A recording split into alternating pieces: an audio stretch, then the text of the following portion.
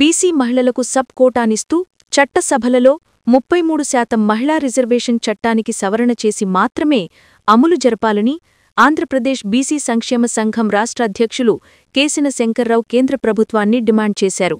మంగళగిరిలోని ఆంధ్రప్రదేశ్ బీసీ సంక్షేమ సంఘం రాష్ట్ర కార్యాలయంలో జరిగిన మీడియా సమావేశంలో ఆ మేరకు తెలియచేశారు. అందుకోసం కేశిన మార్గనిర్దేశంలో రాష్ట్రవ్యాప్త మహిళా నేతలందరూ జయశ్రీ నాయకత్వంలో ఈ నెల 29 బుధవారం తిరుపతిలోని ఆర్డీఓ కార్యాలయం ఎదుట ఎయిర్ బైపాస్ రోడ్లోని అన్నమయ్య సర్కిల్ దగ్గర ఒక్కరోజు నిరాహార దీక్షా కార్యక్రమం ద్వారా నిరసన తెలియచేస్తున్నట్లు వారు తెలిపారు. ఇంకా వారు గత 30 ఏళ్లుగా కేంద్రంలో పలు ప్రభుత్వాలు మారినా చట్టసభలలో మహిళా రిజర్వేషన్ బిల్లు ఆమోదింపబడలేదన్నారు. కేవలం ములాయం, లాలూ, శరత్ యాదవ్లు మహిళా రిజర్వేషన్లలో ఓబీసీ మహిళలకు సబ్ కోటా తేల్చాలని పట్టుబట్టడం వల్లే ఈ బిల్లును ఆధిపత్య పెత్తందారీ పాలకులు న్యాయమైన యాదవత్రయం డిమాండును సాకుగా చూపి బిల్లును 30 ఏళ్లపాటు అటకెక్కించారన్నారు. ఎట్టకేలకు 33%తో మహిళా రిజర్వేషన్ బిల్లును కేంద్రంలోని మోడీ ప్రభుత్వం ఆమోదించటం హర్షణీయమైనన్నారు. గత 30 ఏళ్లుగా ఓబీసీ మహిళలకు ఉపకోటా కావాలని గల్లీ నుండి ఢిల్లీ వరకు దేశంలోని అన్ని ఓబీసీ సంఘాలు ఉద్యమించినప్పటికీ చెవిటివాని చెవిలో శంఖం ఊదినట్లుగా నిర్లక్ష్యం వహించాయన్నారు. ఈనాటి ఎన్డీఏ కూటమి ప్రభుత్వం కూడా బీసీ మహిళలకు సబ్ కోటా కేటాయించకుండానే మంది బలంతో చట్టం చేసేసుకున్నారన్నారు. కానీ దాని అమలు మాత్రం జనగణన పూర్తయి దేశవ్యాప్తంగా నియోజకవర్గాల పునర్విభజన తరువాతే జరుగుతుందని కొర్రిపెట్టారన్నారు. అందుకే ఈలోగానే చట్ట సవరణ చేసి బీసీ మహిళకు సబ్ కోటా కేటాయించారన్నారు. ఇంకా వారు అనాదిగా ఓబీసీలు భారతీయ మనువాద సమాజంలో సామాజిక అణిచివేతకు, ఆర్థిక దోపిడీకి గురై అన్ని రంగాలలో అన్ని విధాలా వెనుకబడి ఉన్నారన్నారు. ఉత్పత్తి కులాలుగా శ్రామికవర్గంగా ఉన్న ఓబీసీలు దేశాభివృద్ధికి ఎంతగానో తోడ్పడుతూ వస్తున్నారన్నారు. అన్ని రంగాలలో అన్ని విధాలా అభివృద్ధి చెందిన ఓసీ మహిళలతో బీసీ మహిళలు పోటీపడి చట్టసభలలో అడుగుపెట్టడం అసాధ్యమన్నారు. అందుకే తప్పనిసరిగా 33% మహిళా రిజర్వేషన్లతో కేంద్రం ఆమోదించిన మహిళా చట్టానికి బీసీ మహిళకు సబ్ కోటానిస్తూ సవరణ చేసి మాత్రమే అమలు జరపాలన్నారు. అందుకోసం ఈ నెల 29న తిరుపతిలో జరుగు మహిళల ఒక్కరోజు నిరాహార దీక్షలో పెద్ద ఎత్తున హాజరై తమ నిరసనను తెలియజేస్తూ కార్యక్రమాన్ని జయప్రదం చేయాలని శంకర్రావు పిలుపునిచ్చారు. రాష్ట్ర కార్యనిర్వాహక అధ్యక్షులు కుమ్మర క్రాంతికుమార్ మాట్లాడుతూ ఆధిపత్య పెత్తందారీ వర్గ మహిళలతో పోల్చితే ఓబీసీ మహిళలు చాలా వెనుకబడి ఉన్నారన్నారు. నేటి ధనాధిక్య రాజకీయాలలో ఓబీసీ మహిళలు ఎన్నికలలో అగ్రకున మహిళలతో పోటీపడి ఒక్కరు కూడా పార్లమెంట్లో ప్రవేశించలేరన్నారు. రాష్ట్ర ప్రధాన కార్యదర్శి అన్నవరపు నాగమల్లేశ్వరరావు మాట్లాడుతూ చట్టసభలలో ఓబీసీలకు గాని ఓబీసీ మహిళలకు గాని రిజర్వేషన్లు అమలు జరపాలంటే ముందుగా ఈసారి జరిగే జనగణనతో పాటే కులగణన జరపాలని పోరాడిన ఓబీసీ సంఘాలు ఎట్టకేలకు ఎన్డీఏ కూటమి ప్రభుత్వం ఆమోదించటంతో ఆ మేరకు విజయం సాధించాయన్నారు.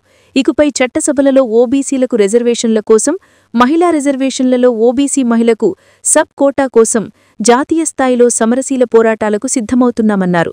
రాష్ట్ర యువజన అధ్యక్షులు పారేపల్లి మహేష్ మాట్లాడుతూ చట్టసభలలో ఓబీసీల రిజర్వేషన్లు, మహిళా రిజర్వేషన్లలో ఓబీసీ మహిళలకు సబ్ కోటా విషయంలో కేంద్రం మేనమేషాలు నెక్కిస్తుందన్నారు.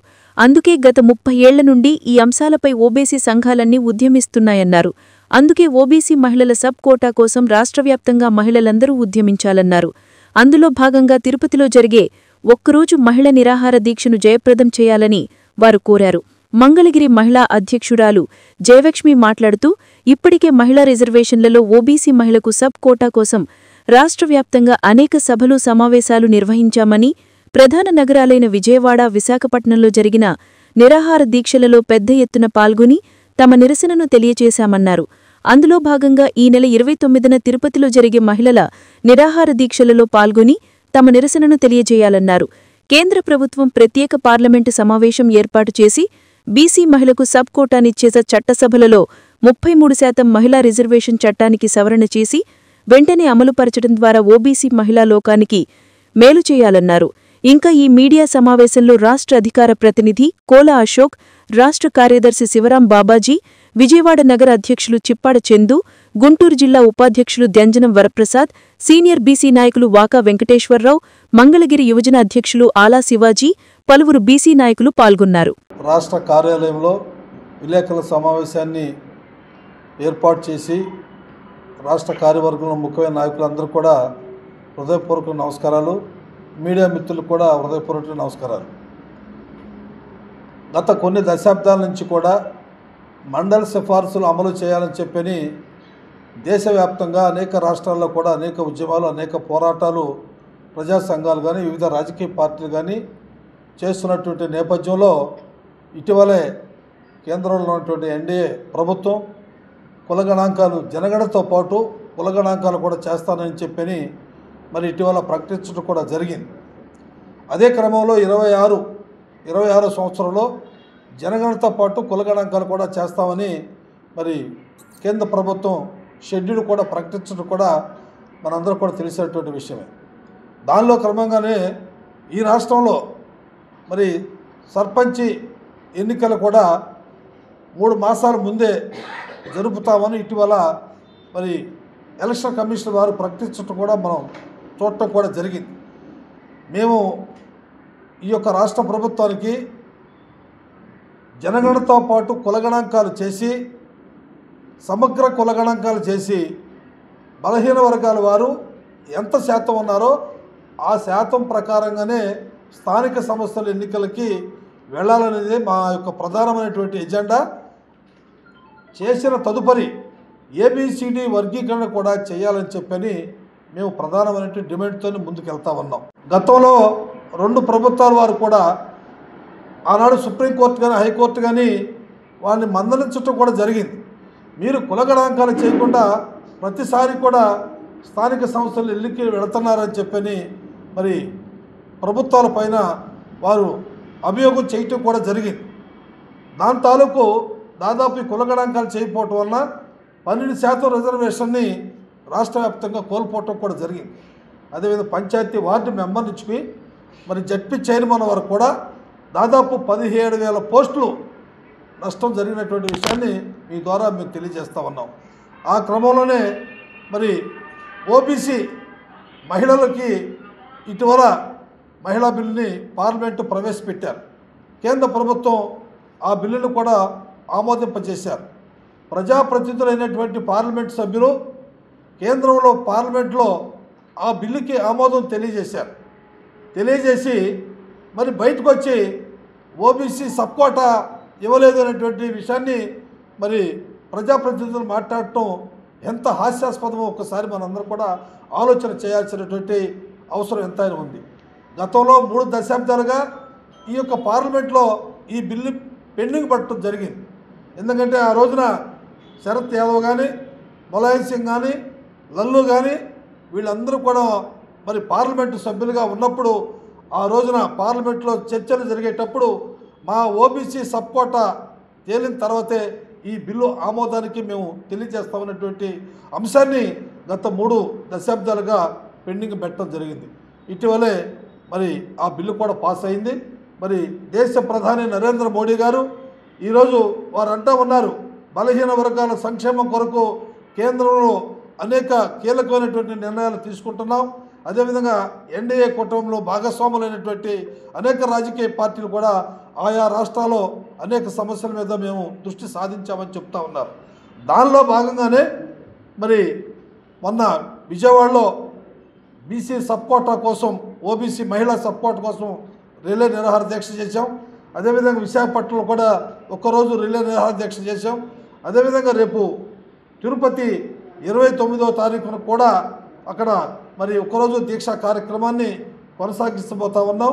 దయచేసి మరి మా ఓబీసీ మహిళల సబ్ కోటా ఎంత అనేది తేలేంత వరకు కూడా భవిష్యత్తులో ఢిల్లీలో కూడా రేపు జరిగేటువంటి పార్లమెంటు సమావేశాల్లో ఢిల్లీ జంతర్ మంతర్ దగ్గర కూడా ఒకరోజు దీక్షా కార్యక్రమాన్ని మహిళలతో చేపట్టేటువంటి కార్యక్రమాన్ని కూడా బీసీ సంక్షేమ సంఘం తీసుకుంది కనుక ఆ కార్యక్రమాన్ని విజయవంతం చేయాలని చెప్పని మరి ఈ రోజున ఈ కార్యక్రమం విలేకరుల సమావేశాన్ని ఏర్పాటు చేయడం జరిగింది కనుక తప్పనిసరిగా రేపు జరిగే 29వ తారీఖున తిరుపతి మహానగరంలో ఒక్కరోజు దీక్షా కార్యక్రమాన్ని మరి రాష్ట్ర అధ్యక్షురాలు జయశ్రీ గారు అధ్యక్షతన కార్యక్రమం జరుగుతుంది కనుక ఆ కార్యక్రమాన్ని విజయవంతం చేయాలని చెప్పని ఈ రోజున ఈ సమావేశాన్ని ఏర్పాటు చేయడం జరిగిందని చెప్పి తెలియజేస్తూ రాష్ట్ర కార్యాలయంలో ఈ విలేకరుల సమావేశానికి చేసిన ప్రతి ఒక్క విలేకరులకు ధన్యవాదాలు తెలియజేస్తూ, అదేవిధంగా రాష్ట్ర అధ్యక్షులు కేశవ్ శంకర్రావు గారి యొక్క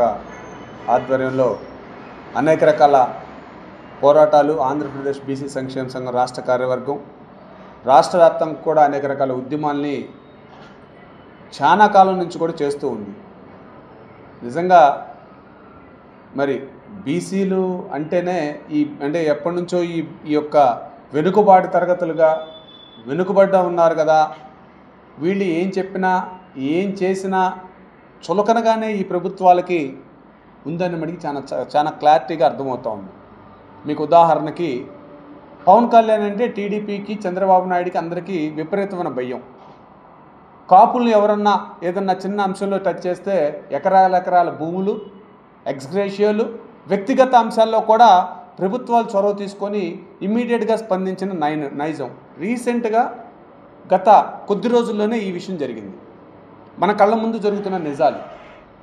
నిజంగా ప్రభుత్వం ఈరోజు బీసీ రక్షణ చట్టం అనే అంశం మీద, బీసీ రక్షణ చట్టం మేనిఫెస్టోలో పెట్టిన మీరు అంశమే, కానీ సంవత్సరంన్నర గడిచిపోయింది. ఇప్పటి వరకు కనీసం దాని మీద మాట్లాడే దాఖలాలు కానీ, నిజంగా మా బీసీ మంత్రులకు కూడా సిగ్గుచేటే, కనీసం దాని మీద ఈ యొక్క రాష్ట్ర ప్రభుత్వానికి మరి ఈ రకమైన ఒత్తిళ్ళు వస్తున్నాయని చెప్పలేని పరిస్థితుల్లో కూడా ఈ యొక్క బీసీ ప్రజాప్రతినిధులు ఎవరైతే ఉన్నారో వీళ్ళ పరిస్థితులు వీళ్ళందరిని ఆలోచిస్తూ ఉంటుంటే బీసీల యొక్క స్థితిగతులు ఏ రకంగా మెరుగుపడతాయి, ఏ రకంగా ముందుకు సాగుతాయి. ఎంతకాడికి ఈ యొక్క సంఘాల వారీగానే ఈ ఉద్యమాలు చేస్తూ మరి జరుగుతూ ముందుకు వెళ్ళే క్రమంలో నిజంగా మనమంటే ఇంత చులకన, ఇంత ఈ యొక్క భావంలో ఈ ప్రభుత్వాలు ఉంటే ఏ రకమైన ఉద్యమాలు మనం టేకప్ చేయాలి? జనగణన చేస్తానంది ఈ ప్రభుత్వమే, బీసీ రక్షణ చట్టాలు చేస్తానంది ఈ ప్రభుత్వమే, బీసీ ఫైనాన్స్ కార్పొరేషన్లు చేస్తానంది ఈ ప్రభుత్వమే. అదేవిధంగా స్థానిక సంస్థల్లో ఎటువంటి పరిస్థితుల్లో రాగానే ఈ 34% మీద ఒక నివేదికను తీసుకొని వచ్చి త్వరితగతగా ముందల మేము బీసీలకు న్యాయం చేస్తామని చెప్పింది ఈ ప్రభుత్వమే. ఈ పత్రికా సమావేశానికి ముఖ్య ఉద్దేశం ఈ నెల 29వ తేదీన తిరుపతిలో జరగనటువంటి మహిళా బిల్లులో బీసీల శాతం ఎంత అనే విషయమై ఆంధ్రప్రదేశ్ బీసీ సంక్షేమ సంఘం విస్తృతంగా మొదటిగా విజయవాడలో, అదేవిధంగా ఉత్తరాంధ్రలో విశాఖపట్నంలో, అదేవిధంగా రాయలసీమలోని తిరుపతిలో అన్ని ప్రదేశాల్లో ప్రాంతాల వారీగా మహిళల్లో చైతన్యం వచ్చేలాగా, రాజకీయ పార్టీలకు కనువిప్పు కలిగేలాగా ఇది ఒక మహత్తరమైనటువంటి ఉద్యమంగా తీసుకొని ముందుకు సాగటం అవుతుంది. మరి మా అధ్యక్షుల వారు, వర్కింగ్ ప్రెసిడెంట్, కమిటీ అందరూ చెప్పినట్టు ఢిల్లీ జంతర్ మంతర్లో వచ్చే పార్లమెంట్ సెషన్లో కూడా దీని మీద దేశవ్యాప్తంగా ఉన్న మహిళా సంఘాలను, అన్ని పార్టీలను ఒకే వేదిక మీదకి తీసుకొచ్చి మహిళలకు 33% రిజర్వేషన్లో బీసీల వాటా ఎంత అనే దాని మీద స్పష్టమైన హామీ వచ్చేదాకా పోరాడి సాధిస్తామని ఈ సందర్భంగా తెలియజేస్తూ ఈ నెల 29న తిరుపతిలో జరిగేటటువంటి మహిళా ఈ యొక్క నిరాహార దీక్ష, 1 డే నిరాహార దీక్షలో అందరూ పాల్గొని ఈ కార్యక్రమాన్ని విజయవంతం చేయాలని పిలుపునిస్తున్నారు. ఆంధ్రప్రదేశ్ బీసీ సంక్షేమ సంఘం రాష్ట్ర అధ్యక్షుల వారు కేశం శంకర్రావు గారు, మరి కుమ్మర క్రాంతి కుమార్ గారు, మా మహిళా అధ్యక్షురాలైన జయశ్రీ గారు, వీరి నాయకత్వంలో బీసీ మహిళ మా వాటా ఎంత, మీరు ఇచ్చిన 33% రిజర్వేషన్లో మేమెంత, మా వాటా ఎంత అనేది ప్రత్యేకించి నిరాహార దీక్షలు చేస్తూ రాష్ట్ర వ్యాప్తంగా కూడా ప్రతి ఒక్క మహిళ అక్క చెల్లెళ్ళలో చైతన్యపరిచే విధంగా రాష్ట్ర వ్యాప్తంగా కూడా ఈ ఉద్యమాన్ని ముందుకు తీసుకెళ్తున్నాం. కానీ మాకు అతి బాధాకరమైన విషయం ఏంటంటే మా బీసీ ప్రధానమంత్రి, మా బీసీ నాయకులు అని చెప్పుకుంటున్న మా నాయకులే మా గురించి పట్టించుకోకుండా మేము రోడ్డెక్కి కేకలు వేయాల్సిన పరిస్థితి ఎంత దుర్మార్గంగా ఉందనేది మనందరం కూడా ఆలోచించాలి. మేమేదో చేసాము, దేశాన్ని ముందుకు తీసుకెళ్ళామనంటే స్వతంత్రం వచ్చి 75 సంవత్సరాలు దాటిపోయినా కూడా ఈ రోజు వరకు మా పరిస్థితి మిమ్మల్ని అయ్యా మాకు ఈ పరిస్థితులు బాగోలేదు, మాకు వసతులు కల్పించండి. ముఖ్యంగా మా బీసీ విద్యార్థులు చూస్తే వారికి హాస్టల్స్లో వారు పడుతున్న ఇబ్బందులు ఎంత దారుణంగా ఉన్నాయనేది నిన్న మొన్న కూడా టీవీలో చూస్తూ ఉన్నాం. ప్రతి ఒక్క చోట కూడా బీసీలు అంటే మీరు కేవలం ఓట్ బ్యాంక్ రాజకీయాలకే వాడుకొని మమ్మల్ని బానిసల్లాగానే బతికేటట్టుగా చేస్తున్నారు. దయచేసి మీరు మీ ప్రవర్తన మార్చుకోండి. మీరు సిగ్గుపడాలా. రాజకీయ నాయకులు ప్రతి ఒక్కరు కూడా బీసీలు ఈ రోజుకు కూడా మాకు ఇవి కావాలి, మా హక్కులు మాకు న్యాయం చేయండి అని మేము 75 సంవత్సరాలు దాటినా కూడా మేము రోడ్డు మీద అడుగుతున్నామంటే మీ పరిపాలన ఎంత దుర్మార్గంగా ఉంది, కేవలం మీ స్వార్థం తప్ప పేద ప్రజల గురించి ఆలోచన అనేది మాత్రం జరగట్లేదు. ఈ మా ఉద్యమం శంకర్రావు గారి నాయకత్వంలో ఖచ్చితంగా కూడా బీసీలకి న్యాయం జరిగేదానికి ఎంతటి వరకైనా కూడా మేము పోరాడదామని ఈ సందర్భంగా తెలియజేసుకుంటున్నాం. సాధించాలి ఓబీసీలో మహిళా కోటాను, సాధించాలి ఓబీసీలో మహిళా కోటాను, సాధించాలి ఓబీసీలో మహిళా కోటాను, బీసీల ఐక్యత.